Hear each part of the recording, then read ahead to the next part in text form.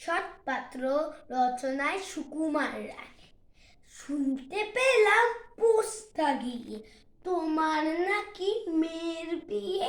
গঙ্গারামকে পাত্র পেলে জানতে চাও সে কেমন ছেলে।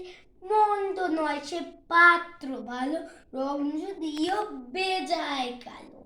তার উপরে মুখের গড়ন একটু খানিকটা ধীরে ধীরে। খানিকটা ঠিক পেঁচার মতন।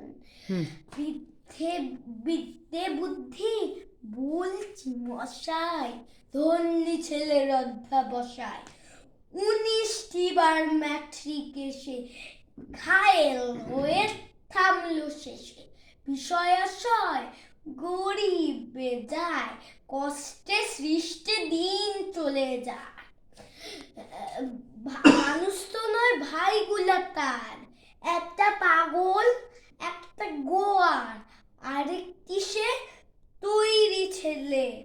জাল করে নোট গেছেন জেলে। কনিষ্ঠটি তবলা বাজায়, যাত্রা দলে 5 টাকা পায়। গঙ্গারাম তো কেবল ভোগে পিলের জরার পাণ্ডু রোগে।